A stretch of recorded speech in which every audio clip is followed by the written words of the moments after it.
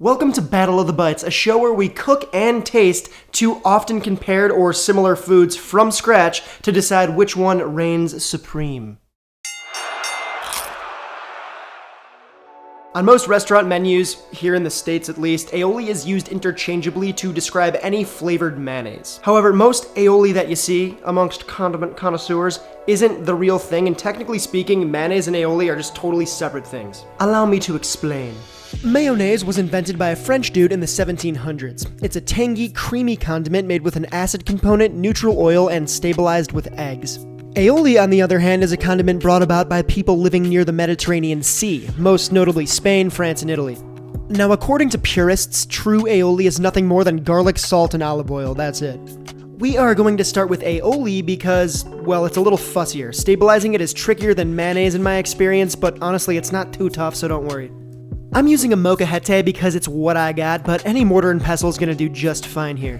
Now, can you do this with a blender? Yes. However, mashing the garlic with a mortar and pestle will yield an extra fragrant pulverized garlic that fast-moving metal blades don't seem to achieve somehow. Place 1 cup of peeled garlic in the mortar, give them a nice bashy just to get things rolling, then sprinkle on 1.5 teaspoons of salt, then Hulk smash away.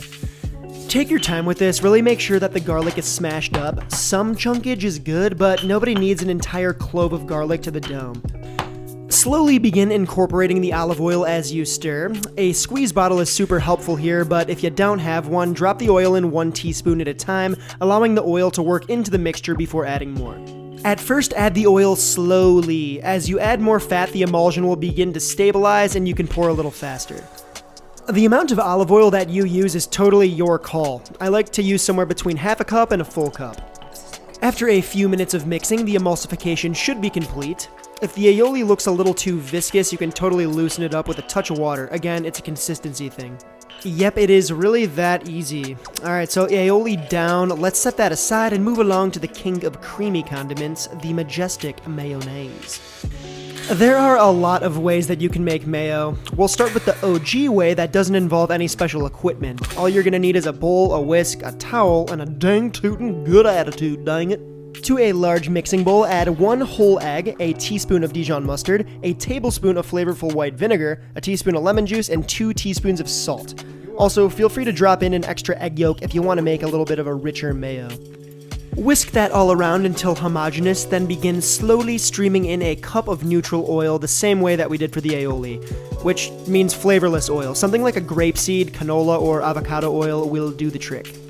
If you move too fast, the sauce can break, meaning that the water base separates from the oil. If this happens, it's fine, don't trip. Just grab another bowl, crack in another egg, and begin streaming the broken mayo into the new bowl until nice and thick-ski.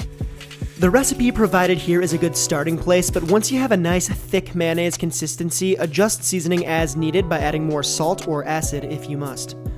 Okay, so that's the basic way to make mayonnaise, but I want to show you another fun and actually easier way to make it. It involves an immersion blender or stick blender and a glass jar, which also kind of sounds like it could be a scene from a snuff film, but we won't go there. Using the same ingredients as the last technique, start by adding the mustard, vinegar, lemon juice, salt, and egg to a 16-ounce wide-mouth mason jar. It's gotta be a wide-mouth jar or a wide cup of similar size so that the immersion blender can get all the way to the bottom and top easily. Then carefully stream the oil in on top, making sure not to disrupt the egg too much, then lower the stick blender into the jar to trap the egg. Begin to blend and slowly pulse up and down as you pull the stick blender up through the jar, and boom, mason jar mayo, right there in its own little cute container. That also kind of sounds like the name of a rockabilly band from the 60s. You can also totally just use a regular container blender to make mayo. Just, add your water base into the container, then slowly stream the oil in as it's blending, but that's no fun. Okay, taste test time, triple T. Let's see which of these two condiment icons wins the Battle of the Bites. Alright, time for the taste test. Let's see which one of these is better, even though they're vastly different. Let's try. Probably gonna start with the mayonnaise here because it's a little more mild, and that's likely to be a lot spicier. So let's try it out. A couple of pommes frites.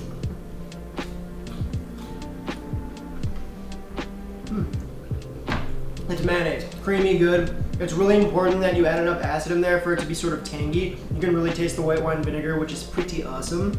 All right, this one I'm a little more nervous for.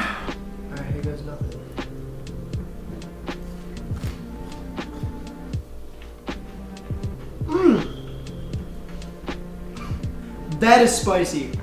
It's so garlicky that it's literally spicy, kind of like horseradish spicy, but garlicky. Ooh, that'll leave you with dragon's breath. If I had to choose one, I mean, I'm gonna have to go with the regular mayonnaise because like it's not gonna kill the people you serve it to. It's really tangy, it's creamy. I really like just this, like, look at this, come on, look at that. Look at that, dude, that's a nice consistency. That concludes this condiment journey. If I had to choose one, the champion is mayonnaise. Now listen, at the end of the day, I'm really not one to judge when it comes to naming food. So long as the name of the dish or food helps the guest understand what it exactly is you're going for, you know, no shame in the game. If you want to consider a flavored mayonnaise aioli, guess what? It's aioli. Plain and simple. Anyways, I hope you dug this video. It was helpful in any sort of way. If you did, please subscribe to the channel and join us. I also make videos specific for my Instagram and TikTok, so if you're into that sort of thing, hit me up over on those platforms. I would really appreciate. And I shall see you next week. Au revoir.